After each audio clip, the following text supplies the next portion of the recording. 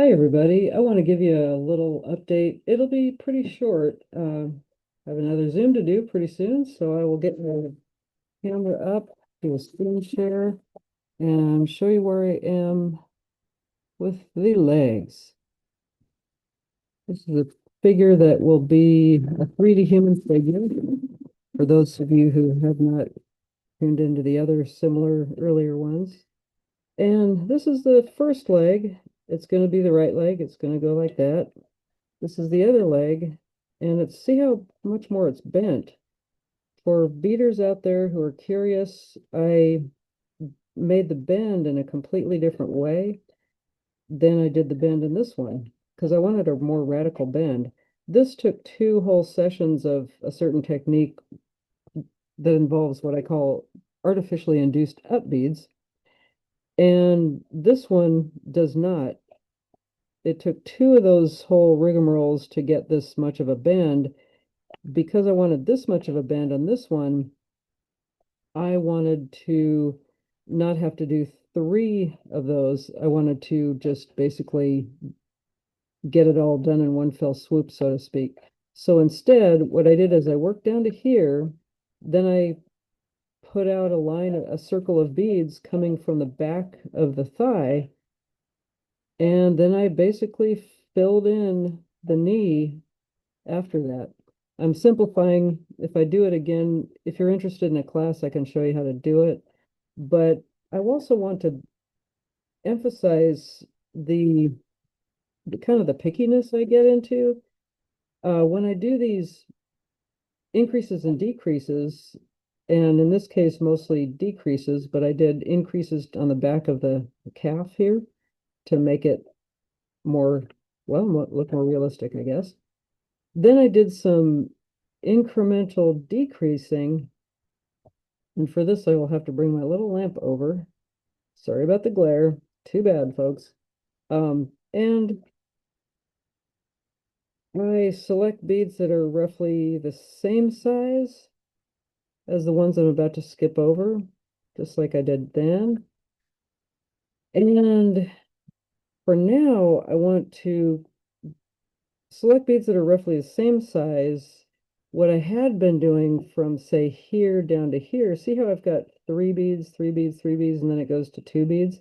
I do three wide, three normal, three narrow, two wide, two slightly less wide, two normal, two normal, two normal.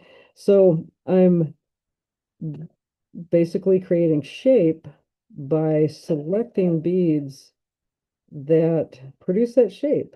If I was to put one giant bead here, for example, or it would flare out again a little bit. It won't flare out that much, so it's not the end of the world if I do. But if I was to put two beads into this spot, then, well, I better be starting an ankle, or I mean, I better be finished with the ankle and down, starting the back, the heel of the foot if I want to do that, if I was to increase. Because again, what I'm doing is I'm using increasing and decreasing to create the shape of the leg and the knee and calf and so on. And it does matter what size beads I use and how many beads I use. So you can see also, just for beaders to check out, I keep tight thread tension. This is how I do it. Tight thread tension helps. And I need to kind of like I mentioned this last time I did a video, make little micro decisions. One of the micro decisions is, okay, what am I about to skip over? I'm about to skip over an average size bead and a small size bead. So I kind of want to find two at least average size beads at the very least, if not an average size bead, and a smaller size bead. This will do. I'll just, you kind of have to, if you don't do it, you don't have to be completely nutso about it and get it dialed into a thousandth of an inch or something. But but it does make a difference. It's impossible to avoid some bumpiness on on the surface because hey, we're dealing with beads here. We're not dealing with clay that you can sculpt and smooth out, or other, media. So let's see. So yeah, again, here I'm about to skip over to somewhat narrow beads. So I'm going to pick somewhat narrow beads. And again, I'm not going to drive myself nuts, but looking for the exact size of bead. But I am going to pay attention to it as I go along and aim to get some little bit of equity going.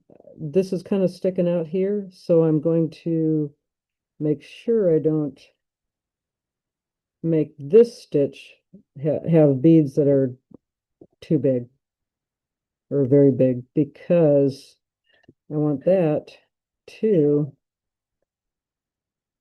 taper down toward the ankle. So yeah, not bad.